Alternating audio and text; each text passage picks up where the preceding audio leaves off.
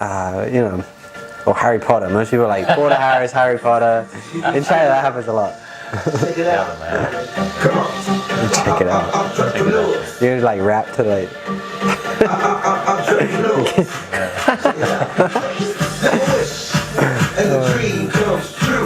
Let's make sure this is on the site.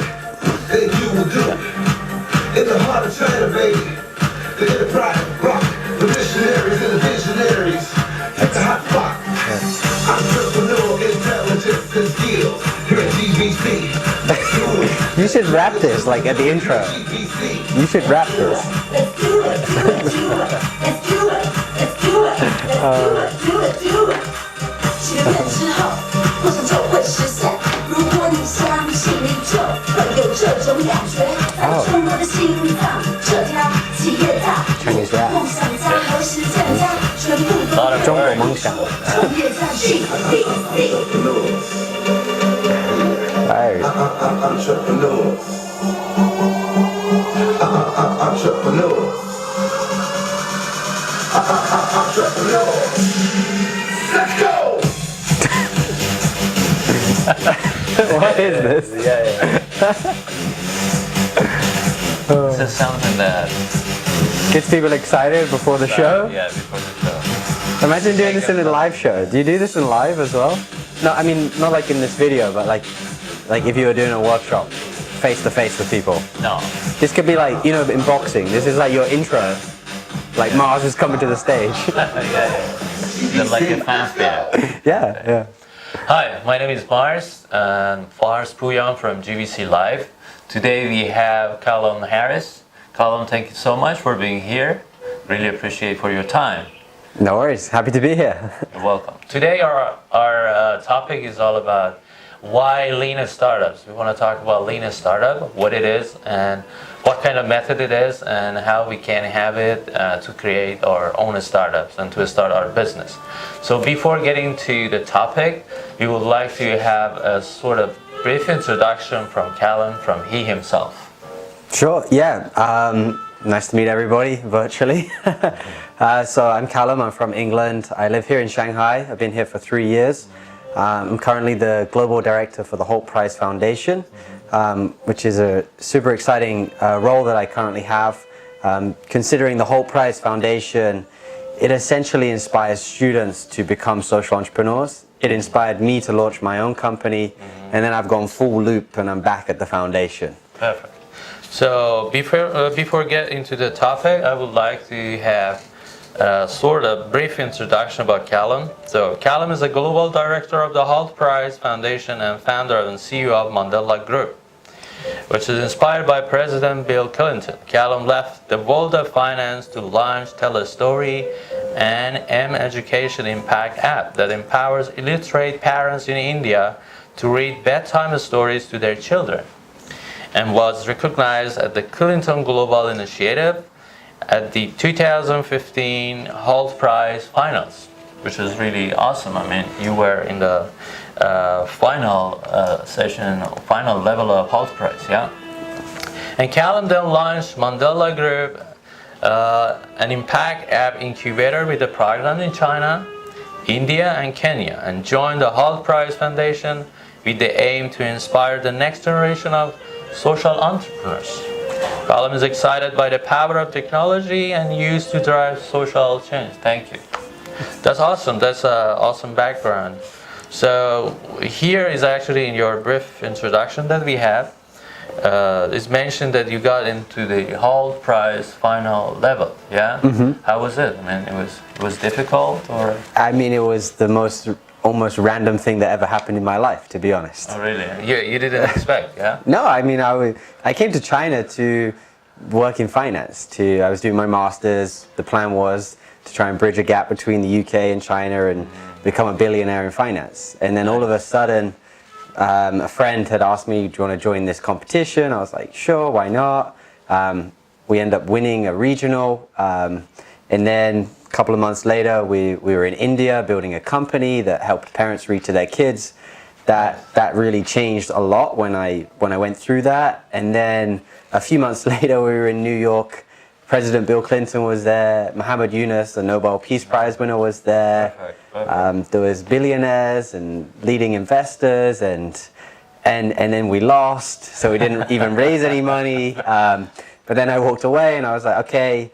I summarized my experiences. I felt like this really aligned with me. I think it aligns with a lot of young people. You get to travel, you get to try and build a business, which is a lot of fun, and you also try to get people, you know, to help change their lives, to bring them out of poverty.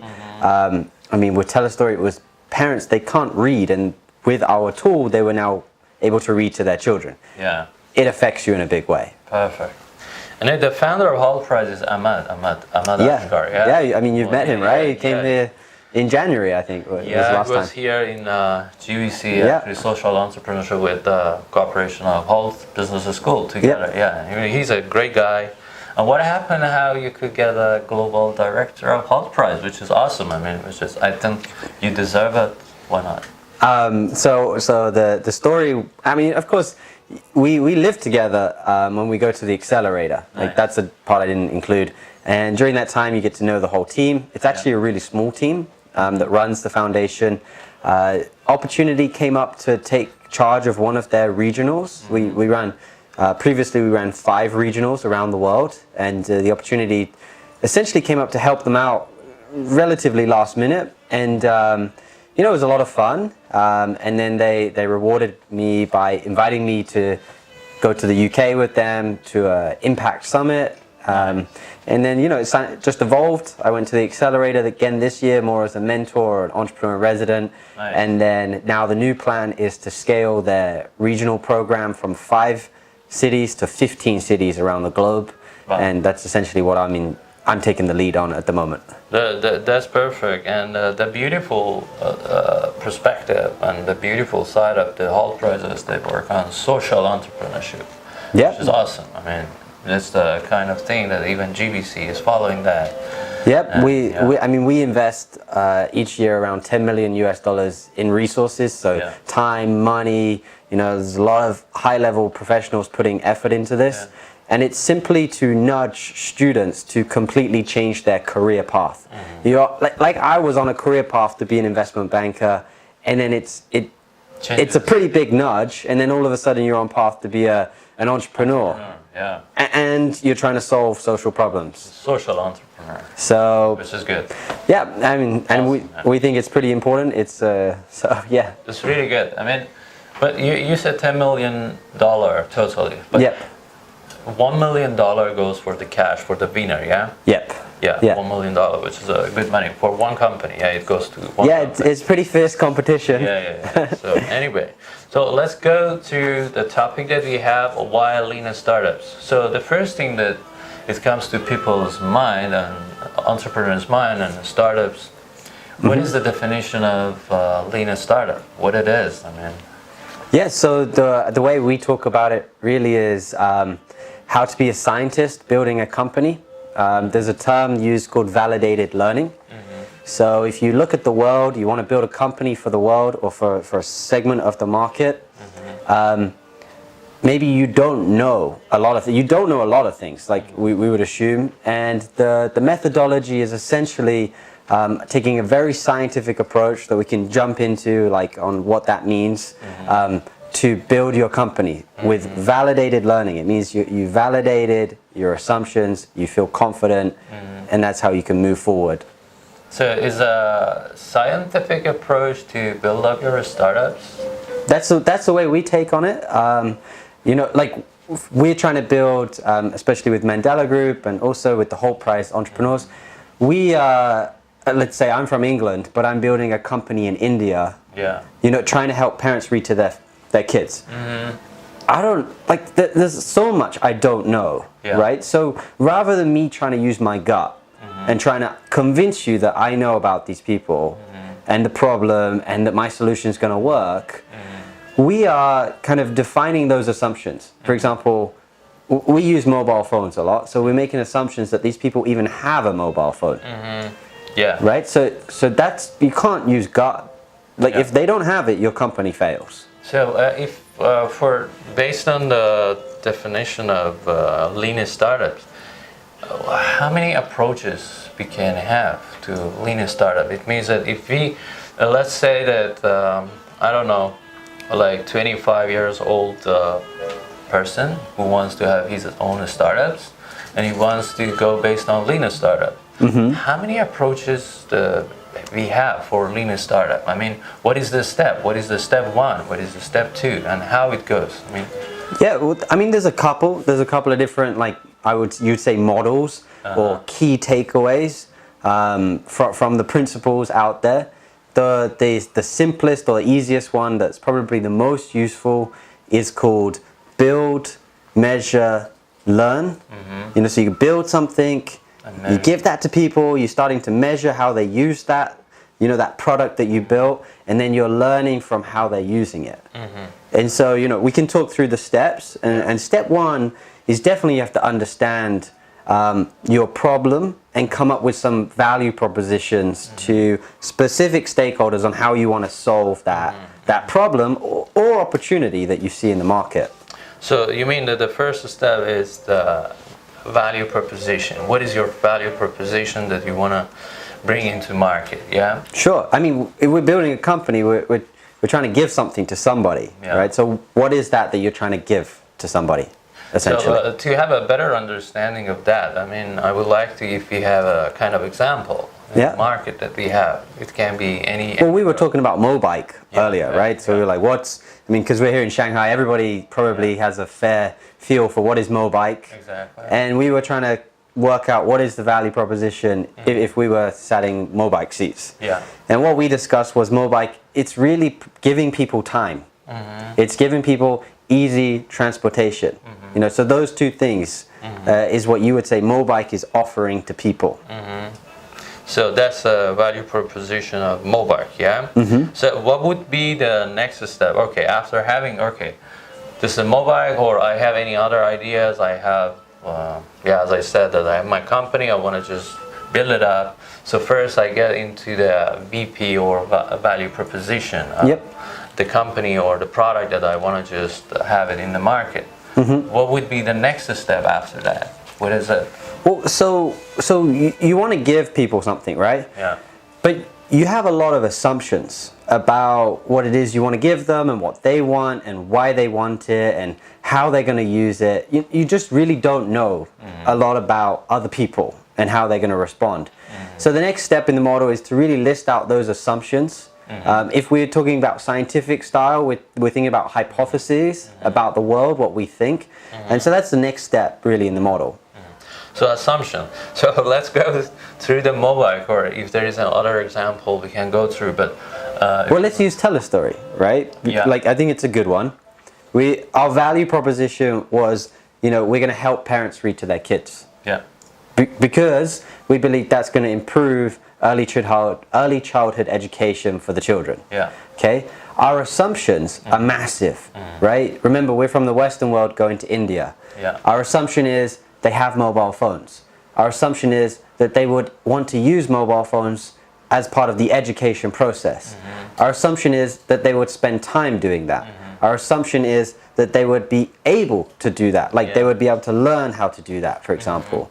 I mean, in Mobike, we had to learn, you know, how to use it. It's pretty simple, maybe a little assumption for them. Yeah. For us, these mothers typically don't really use mobile phones. I mean, for your tell a story product that you have. Yeah, so that's a big assumption for us that we need to try and find out an answer to. So let's say after value proposition, now we are in assumption level. That in assumption level, let's say for Mobike, that we have to see that if people they use it or they feel comfortable, or the assumption that we have that there are many bicycles on the streets, and people they have a lot of bicycles and they want to ride those bicycles from, as we mentioned, from metro to their home places, or they want to go to some short distances that they don't want to take taxi. I mean, they don't want to pay like I don't know, 15 or 20 RMB to go by taxi, or sometimes happen that they cannot get a taxi on time.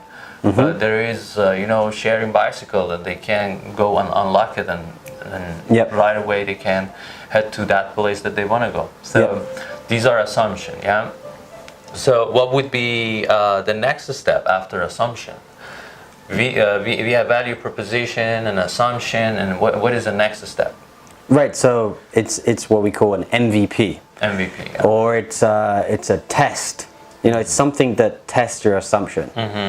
So for us, we're assuming people have mobile phones. Yeah. How could we test that? How could we find out the answer? Well, one, we could go online. We could just do some research. Two, we could maybe go to India and actually look around and ask people, do you know how to use a mobile phone, for example? And these are all different ways to test it. And when we look at MVP, we're essentially saying, like, what is this very basic product that could test a lot of our assumptions? So we could never do research and find out if people could be taught how to use the system. We need the system, right?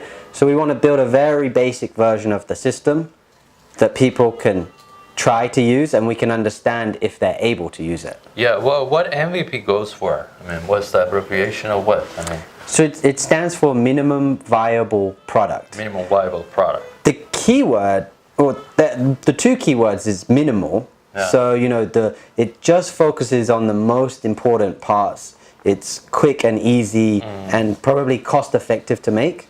But equally important, and this cannot be ignored, is viable.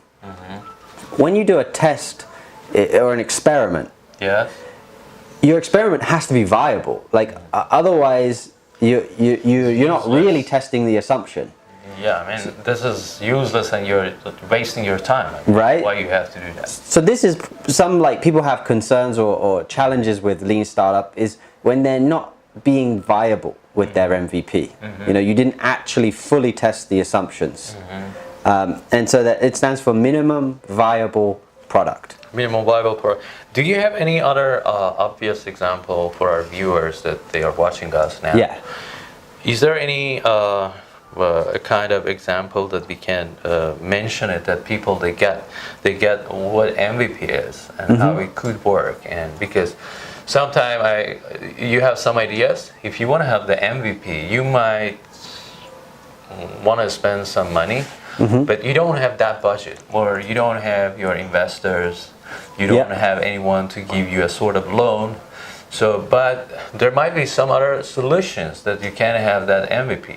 Yeah. So, how would it be? How we can have that MVP, even that MVP? Because MVP is a minimum viable product that we talk about. That is the least product of your company that can deliver that service or that product. That piece of value you want to deliver. Yeah, exactly. You want to deliver. So how we can make people sure that this MVP works? Yeah. Do you have any idea or any example for that? Yeah, for sure. I mean, there's a book called The Lean Startup, right? And there's a lot of examples in there. One of the cool ones I thought was about Dropbox. Dropbox. Awesome. So for those that don't know, Dropbox it's like what's the Baidu one? Baidu Yun. I think, yeah. So it's online storage of your files, right? Baidu Yun. Yeah. Right. And so this is a while ago, like 10 years ago. At that time, to develop that seamlessness of sharing and storing files online on the cloud was still in a very early stage. Yeah. So Dropbox has two options, or it has many options, but let's just say two. Option number one is they fully technically develop out the product to the point where it actually is seamless. Like if you use it, it works. Okay, that's option number one. Option number two is to make a video of somebody using it, and when they upload a file or when they share a file, it works. I mean, it works in the video. Yeah. So in this case, what we're looking at is the video is an MVP of the actual, like, future product. And the reason it's a good MVP is, well, one, it's quick and easy and cheap to make this kind of video. You mean making a kind of video that shows the functions of the product that we have? Yes. Yeah. So if you're watching the video, you see how this product's going to work in the future. Yeah. So it's very clear. And then the second thing what they did is it's not just a video. It's also, oh, now you can click through and sign up to, get this service. And so what they saw was a lot of people were like, I want this service. And so with that, you've proven that demand exists for this product, which before they didn't know because no one was doing something like this. Exactly. And so with that proven demand, they could then go and raise money, and then they could then go and fully build the product because they know people are willing to, pay for that service or nice. use that service. Well, I think that was the perfect example that we could have. So that was the Dropbox. Let's say Dropbox could spend money like $1 million before, because now what Callum said, that Dropbox, instead of making that MVP by $1 million, or let's say $500,000 or any money, before making that product, they made a video of the functions of that product and the value, which is value proposition that it would give to people, that they don't need to take their hard drive, they don't need to be worried any time or anywhere they are, they can have access to the cloud and they can have their data information, whatever. So they made a video, and it could be the cheapest MVP actually, and they got quick as well. So quick. I mean, time matters, right? It could be 1 month's video. 1 month's time to make that video. I mean, a lot, because you were talking more on the money side, right? A lot of people, some fortunate entrepreneurs can spend a lot of money. But they might still be wasting time, sorry. Even the money spent, good or bad, but you might have been able to do it quicker as well. That's the second element of this equation. Money, time, it's all about, as we said, that I think lean startup is all about doing things cheaper. Building your startup.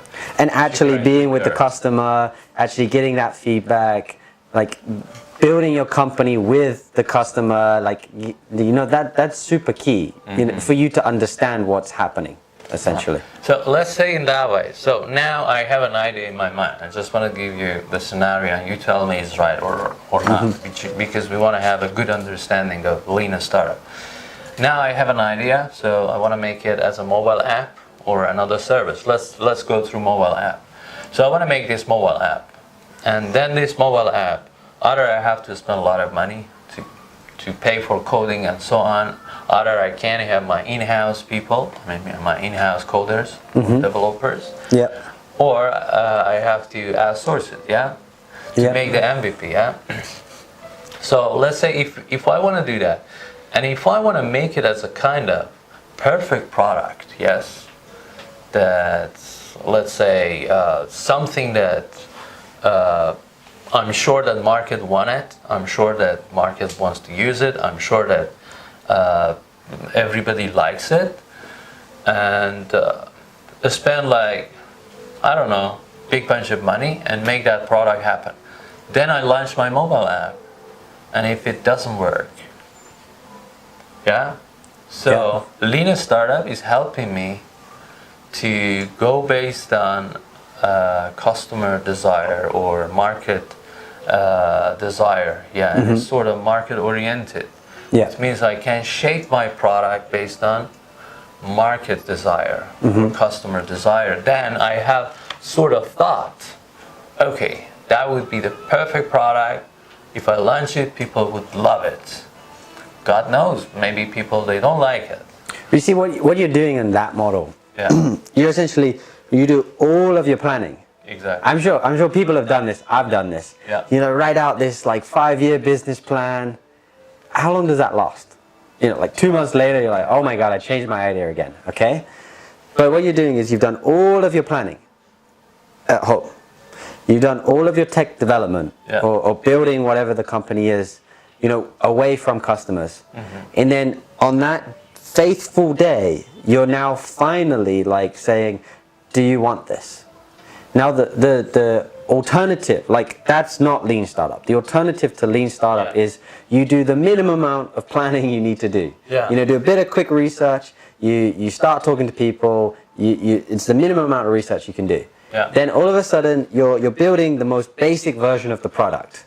You know, you could have 10 features for your app, but instead you go for one, right? And then you're taking that one feature with a bit of basic research and showing it to somebody, and getting feedback, getting data, you know? Then you're looking at that data and you're learning from it to then basically go back to your planning. And then you're gonna go round in the loop, round in the loop. And it's basically like as you go through your planning, you are getting more validation along the way that your planning is correct and that you're building the right features, and that people, when you finally launch the whole big app or company, will really like this. And I mean, it's quicker, like because you had to spend all that time anyway, right? Exactly. So let's go back to those steps that we had for lean startup. It's the value proposition, assumptions, and MVP, which we had a perfect explanation about and some good example. So after these three, is there anything else, I mean, you should consider about? Yeah, so I mean, you've built something, you've given it to people, you need to know what's happening. Like, how are they using it? Are people using it? And that comes under KPI or key performance indicator or just data, you know? So I think it might help if we think about as a scientist. Yeah. Right now we've kind of gone a bit around the loop. You're a scientist, you believe something about the world. Yeah. That is your hypothesis. Yeah. Right? Then how do you know if your hypothesis is true or false? You run an experiment. That might be, you know, in the lab, or that might be looking at macroeconomic data, but you're essentially like build something to get data. Yeah. Then the final thing is you're analyzing the data to find some kind of learning, to find the truth, essentially, that you could then tell the world. And so in the business world, the final thing is you're looking at your customer usage, you're looking at, you know, how often do they use it? How are they using it? Are they paying for it? Where are they clicking? Okay? And so that's the KPI or the data analytic section. Nice. Imagine that if we have a kind of product, so it's coming out of nowhere, that nobody has done anything about that product. I mean, there is no information, there is no data, and even there would be a problem to make the, you know, initial, I mean, a step to get information from people. What we should do, I mean, for like, let's say, let's give an example like Steve Jobs, yeah? Okay. Well, I was just reading an article that Steve Jobs, when they wanted to make a smartphone, the first generation of iPhone, I mean, the technical team didn't believe it, and Steve Jobs was saying that I want this cell phone to be touched, and there is no button, there is no any keys on the mobile phone, and it has to be touched. And technical team was confused, and they would say, no, it's not possible, it cannot happen. And he did insist, and so on. So there was no data to see how it is. It was something, a feeling, or it was something that he thought that is missing, that it would be awesome, perfectly done. What we have to do if there is no data, or even we do research, there's nothing to get. If we're as fortunate as Steve Jobs was. Well, I mean, so like the counter, the anti-lean startup is gut. You know, use your gut, you use your experience, and you make quick decisions about what you think about the world, and you move very fast. Yeah. You know, and essentially that's what Steve Jobs was doing at the very initial stage, i.e. when he told his team, right, we're going to do this. This is what we're going to do. And as a leader, he needed them to then believe him. Yeah. Right? And fortunately, you know, he had success before. He was the founder of the company. And so they followed and trusted him, and he was able to deploy the resources. But then as soon as he's done that, he's definitely going into testing different ways and looking at people like, what is that? Are they like behind the scenes before he tells the world, you know, in that famous talk about, you know, Apple like combining like MP3 player with mobile phone and camera, and this is the new product, the smartphone. Before then, behind the scenes, he's getting people to use the product, looking at how they use it, and that's essentially lean startup or data-driven decision making on usage habits. Cool. In KPIs that we are talking about, that imagine that we have data, we have information. So if data and information are good, which we compare if it's good or not, if it's good, we gotta emphasize on the good part, But if data and information telling us, hey, it's not gonna work, this is not a right product for this market, or even it's not a right time, then what's the solution? That's the pivot, right? Yeah. So if the data is coming back and nobody wants to use your product or service, or they're not willing to pay, then you need to change. And that's actually the beauty of this whole system, is that you're changing earlier. Earlier in the timeline, because earlier that you spend a lot of time, earlier that you spend a lot of money, you figure out, you understand, wow, this is not gonna work. I have to pivot. I have to pivot to either new product or new strategy or whatever data is saying. For example, like pivot that we did at the beginning was that we wanted, like for Mandela Group, was that we wanted to build essentially what we call an app store for the bottom billion. And after we'd gone through a few cycles, we realized it just really wasn't feasible with our skill sets today. The amount of money it would cost, the technical skills, we just didn't have that. It's crazy, right? So it's quite a bold statement, I guess. But so then we're pivoting away. Like, we still want to provide the same value proposition. We still want to help people use mobile phones to get people out of poverty. At the end of the day, that's what we want to help. That's what we want to see happen. But the way we then make that value proposition happen, what we actually offer, this kind of like MVP that we're giving the world, is switching to something more like an incubator, something that we actually do have the skill sets to do and are able to execute today, that maybe would still lead us to that big goal of having an app store. But so we're getting that feedback from different NGOs and startups, whether they, and we're trying to do the development, and it's, the data is telling us to change. And the good thing about that is you can always come back and do those retests later and see if you're now in a position to redo what you thought earlier. Exactly.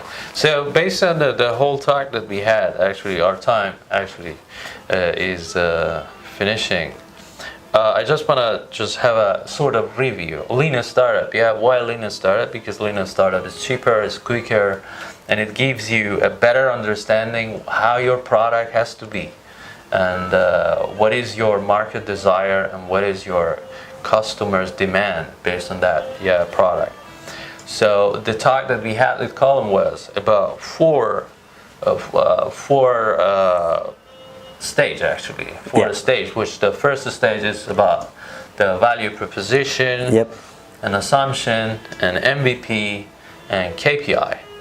But my last question from Callum is that, what is it? I mean, this is what we call it, the whole process that we have. And is it teaching us this process, that what we have to do, how we have to go on? Yeah, sure. I mean, the phrase that's used is called the feedback loop.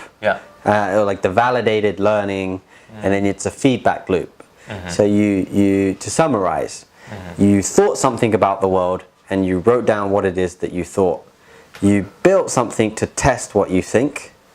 You then looked at the results of the test, and hopefully when you're looking at those results, you're learning something. That learning then changes what you think about the world, and you go again, right? Until you have been proven correct. And that is the loop, essentially called the feedback loop. Feedback loop. And how we say, can we call it as a learning process as well? Yeah, it's all about, the keyest word here is validated learning. Validated means that you are proven correct or proven incorrect. And learning is that you know more than you used to know. Yeah, exactly. So to make it simple, the lean startup is a way that you make your product little by little, to adopt your product to your market, to the thing that your customer wants. And imagine if you design your product, spend a lot of money, spend a lot of time on that product, and after, imagine 1 year, yes, you just launch your product into market, and you see that the half of the thought that you have, or the half of the features that you have in your product, or the half of, I don't know, how we say, your product that you have is wrong, is a waste of time, energy, and money. And why not buy lean startups to get into a right product? Yeah. Yep. And this isn't like just because you don't have money. Yeah. Right? It's just the quickest way to do it. Yeah. Even if you do have money. Yeah, exactly. So as you know that Shanghai, we have many entrepreneurs. There are a lot of startups. Some of them they're connected to us. Some of them they're connected to other friends and partners and so on. What is your advice and recommendation to all those startups, entrepreneurs, based on lean startup, based on our lean startup topic that we have, and based on that, you're a global director of HULT Prize, which you have been, in this area for a long time. What is your recommendation? Applied specifically to lean? To lean or out of lean?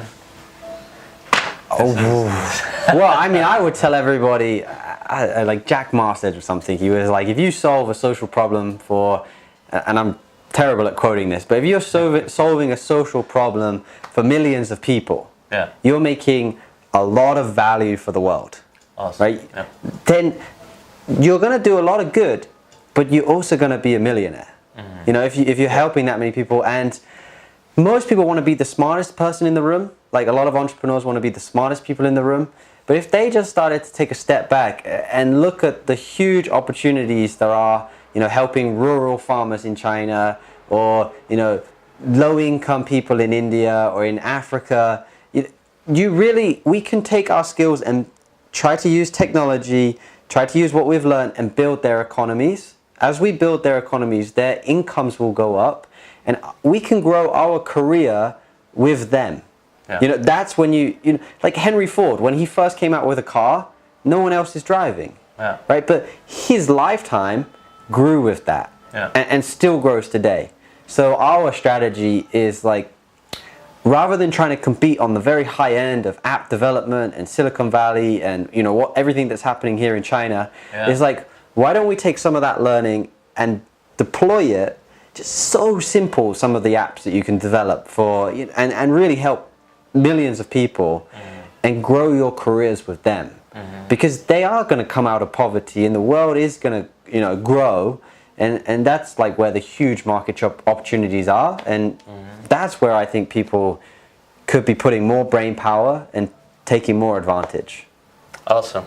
So thank you so much, Callum. Really appreciate for your presence, and I hope we have you in this session again and again and again. All right, no worries. Sure. Really Thanks, Mars. And thank you so much for you, our viewers, that you're always supporting us. Really appreciate, and hope we can have another program in next Thursday, which is going to be Chen Wang from Slush. She's a founder of Slush China, and yes, hope we can see you on the coming Thursday together. Thank you so much. Awesome. All right, good stuff. Yeah. Audience of one. We are still on. I mean, people, they can watch it. Okay, tell us about the program. I mean, coming program, how could it be, and how people, they can apply for it, and what is the focus on the HULT Prize? Because what I see that is the focus on the students, Yes. And you have to be either the founder or co-founder. They have to be a student. Doesn't matter if they're a PhD student or MBA student. Correct. Correct. It's essentially it's a platform for students of any age, of any background, of any discipline, to gain access to resources that would help them launch a social enterprise. Each year we issue a case challenge that really, like this year, was how to restore the rights and dignities to 10 million refugees. Refugees, they're torn away from their homes, they're like spread out across the world. I mean, they lack human rights, they lack dignity. Can you build a business to help restore those rights, to help restore that dignity? And if you can, and you are the best, out of all these, tens of thousands of teams that are competing, we're going to invest into you $1 million US. And essentially the theory is we're trying to crowdsource the world's best ideas for solving this big social problem that we all have right now. And each year that challenge changes. The year I was involved was all about education. That's why we were trying to help illiterate parents read to their kids. Yeah. And to get involved, anyone can be involved. If you're a student, you can organize competitions at your local university. You can compete yourself. If you're a working professional, an entrepreneur, we need mentors. We want to, provide and give back to these students. And you can be a judge. You can take part in events. You can deliver workshops. And we've got programs here in China. We've got programs in 100+ countries. There's a ton of ways to get involved. And then, finally, if you want to sponsor and actually fund these programs, the upcoming program is going to be about energy. How can we build, how can we transform the lives of 10 million people, through the power of clean energy? And, so this is a really good opportunity for certain, companies within their CSR, especially if you're within the energy sector, or if you're looking to be an impact investor or invest in early stage companies. This is a great way to build your pipeline and relationships with, startups all across China, for example. So, from all ends of the way, people can be involved. Nice. As you're focusing on social entrepreneurship, which is, as I mentioned, is beautiful and I love it. So, how would it be the future of social entrepreneurship? I love this question. I love it. So the future is there is no social entrepreneurship, right? Yeah. The future is, it's what's the future of digital marketing? Yeah. Marketing, right? Everything goes that way. What's the future of social good? Yeah. Just you're doing business. The reason we say that is because people of our, sort of generation, they just care so much more. Yeah. What they buy, they actually make a difference. They're willing to pay more if it's socially beneficial. They're willing to pay that premium. Because they're willing to pay that premium, and they're willing to actually even be paid less to work in an impactful company, companies that are impactful make more money. So all things equal, we're trying to maximize our profits. At the end of the day, you're okay, I need to be socially good. Exactly. Because that's the way, I get best talent. That's the way I get the best price. That's how I optimize my role in society. Transparency has gone up through the roof with the internet, and a ton of people trying to use blockchain to clearly track where a product comes from. Yeah. We're getting to a world where if you're not good, you're probably not going to survive. Exactly. Let's say one small example. Let's say that way. So let's say that I want to buy this pen, in 10 years, imagine. But we want to get into a culture. If I want to buy this pen, I want to see that who's the company and where is the money, the profit goes for. Is it going for a sort of social purpose, or is going for in the pocket? Well, they probably care more where did the pen come from. Yeah. Did a kid make it, or was it made proproperly? What is happened? Is it giving any value to any society? What's the environmental impact? Exactly. Environmental impact. Plastic. What's the impact of that? All this thing come together that can be the sort of criteria for making decision what to buy, what not to buy. Yeah, which brand you go to, which brand not to go to. Yeah. So when you buy your insurance, you go on there's a ton of for car insurance. Yeah. There's millions of websites comparing all the car insurance based off of price and quality. You'll start to see, and they're all already coming up. You'll start to see more comparing what supermarket you buy your vegetables from. Was it sourced, was it organic? Was it from a sustainable farmer, or was it from a big factory or a big or a reliable? Exactly. So you'll start to see that transparency, I believe, becoming more and more transparent, where we know almost where everything that we're consuming comes from. Yeah. And I think just social pressure, even if you don't care, social pressure is such a big thing that it's kind of cool to care. So you probably will end up caring. Yeah. Cool. Thank you so much. Really appreciate it. Well, we want to have a stand-up comedy now. Yeah, I think I should get off the stage. No. It's okay. Thank you. Cool. Thank you. That All right, was no worries. awesome. Yeah. Social entrepreneurship. So we're gonna do some stuff about social entrepreneurship. Also, appreciating HULT and HULT Business School, which they're Mm-hmm. doing some stuff about this issue. HULT Prize, which is awesome. If anything that we can do, then Yeah. just let us know, man. Let's We are do it. here. We are at your service. 100. All right, we got that on tape, right? Awesome. Okay, all right. You're not Thanks a lot, gonna Mars. charge. Awesome. All right, good stuff. Thank you. Yeah. Cool. Cool. Really appreciate for your time. Thank you so much. Hope to see you. Yeah, thanks for the time. Yeah. Bye.